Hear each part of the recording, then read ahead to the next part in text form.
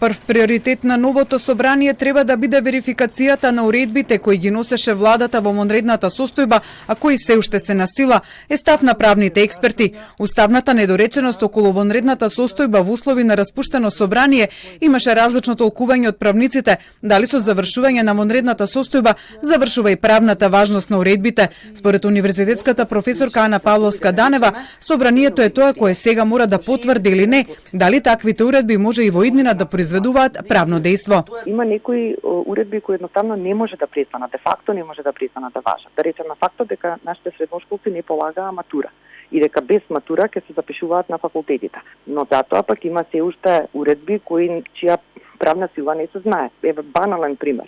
Владата донесе уредба со која што се запрени вработувањата на сите согласности, дадени согласности за нови вработувања, но запрени се до 31 декември. Но сега треба собранието да одлучи. Ако ја верификува таа уредба, тогаш навистина сите институции кои што добила согласност и од Министерството за финансии и од потребните други органи за вработување нема да може да вработуваат. Но ако не го верификува тоа собранието, тоа значи дека од утре што се вели ќе може да почнат со распишување на конкурси за вработување на нови кадри.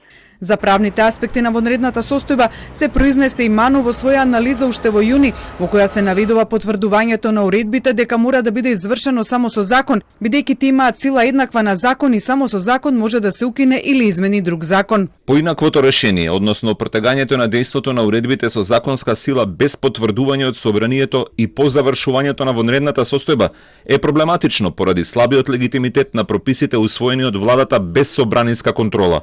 Но освен важењето на уредбите, постои уште една правна недореченост која може да доведе до различно правно толкување, а тоа е до кога собранието треба да ги потврди или не уредбите. Иако не постојат рокови, сметам дека прв приоритет на собранието треба да бидат овие уредби, верификацијата на уредбите со законска сила и под број 2 носење на законот за дискриминација, чие што донесување беше спречено заради одлуката на Уставниот суд. Павловска-Данева е на став дека освен овие две уставни и законски недоречености, вонредната состојба покажала и недостаток од посебен закон за вонредна состојба.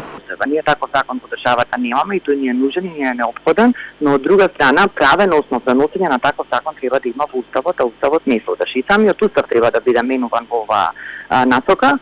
Не би рекла дека овој состав на собранието би можел да се фати во коштац со такво едно крупно прашање и со отворање на Пандорина кутија, бидејќи во нашата држава знаете, отворање на уставот, именување на уставот навистина ќе отвори многу други, не само правни и политички прашања. Тоа би можело според неа да го направи собрание со обезбедено стабилно политичко мнозинство и сериозна политичка волја за менување на уставот и пред се постоење на политички консензус меѓу сите политички партии за тоа.